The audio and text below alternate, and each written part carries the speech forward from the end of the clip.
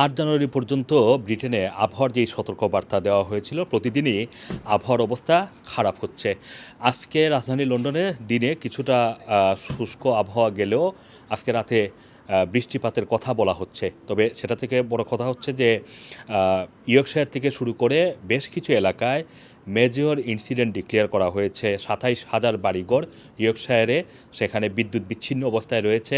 Lancashire এবং Leicestershire, সেখানে যেই বন্যা হয়েছে সেই সব এলাকা থেকে ৬০ জনকে বন্যা দুর্গত এলাকা থেকে উদ্ধার করার কথা বলা হচ্ছে ব্রিটিশ গণমাধ্যমে।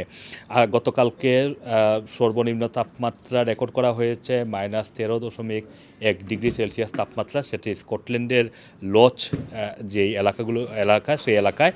এবং আজকে আবার বলা হচ্ছে যে এই বৃষ্টিপাত বন্যার অন্তত কয়েকশো অ্যালার্ট দেওয়া হয়েছে, ফ্লাড অ্যালার্ট, এবং বলা হচ্ছে যে এই বন্যাগুলো বেশ স্থায়ী হতে পারে, মানে কয়েকদিন পর্যন্ত স্থায়ী হওয়ার সম্ভাবনার কথা বলা হচ্ছে। আজকে বলা হচ্ছে যে তাপমাত্রা আবারও -১০-এর নিচে চলে যাওয়ার সম্ভাবনা রয়েছে কোনো কোনো এলাকায়, এবং স্নো পড়বে আজকে, একই সাথে বৃষ্টিপাতও হতে পারে, লাগাতার বৃষ্টিপাত হওয়ার সম্ভাবনার কথা বলা হচ্ছে।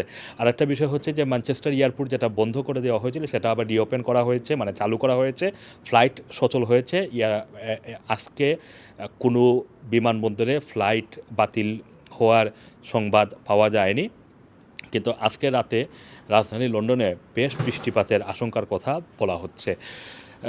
আবহাওয়ার এই খারাপ অবস্থা শুরু হয় জানুয়ারি ২ তারিখ থেকে। আপনারা জানেন যে ৬ দিনের একটি মেগা ওয়েদার হেলথ অ্যালার্ট দেওয়া হয়, এবং বলা হচ্ছে যে এই সময়ে যে আবহাওয়া এমন একটা পর্যায়ে থাকবে, তাপমাত্রা এমন একটি মাইনাস পর্যায়ে চলে যাবে যে অনেক মানুষের প্রাণহানি হওয়ার সম্ভাবনার কথা বলা হচ্ছে। তবে আজকে এখন পর্যন্ত এই ঠান্ডাজনিত কারণে কোনো মানুষ মারা গিয়েছেন এমন সংবাদ এখন পর্যন্ত পাওয়া যায়নি। তবে হাসপাতালগুলোতে ঠান্ডাজনিত রোগের কারণে ভর্তি হওয়ার রোগীর সংখ্যা বেড়েই চলেছে। সেটা প্রায় বিভিন্ন হাসপাতালে, এনএইচএস ট্রাস্টের বিভিন্ন হাসপাতালে অন্তত ১০,০০০-এর মতো রোগী ভর্তি হয়েছেন, যারা এই ঠান্ডাজনিত রোগীর অসুস্থতার কারণে।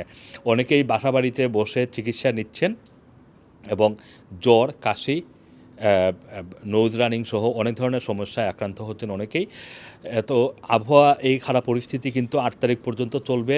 নতুন করে আজকে যে ওয়ার্নিং দেওয়া হয়েছে সেখানে এম্বার সতর্কতা বজায় রাখা হচ্ছে।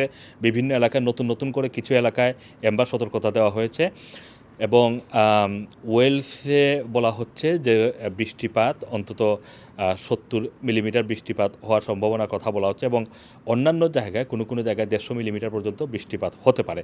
সুতরাং আবহাওয়া এই মুহূর্তে রাজধানীর লন্ডনে সহনীয় পর্যায়ে ঠান্ডা, এবং যেই শুষ্ক অবস্থা দেখা যাচ্ছে কয়েক ঘন্টার মধ্যে সেই চিত্র না থাকার সম্ভাবনার কথা মেট অফিসের পক্ষ থেকে বলা হচ্ছে।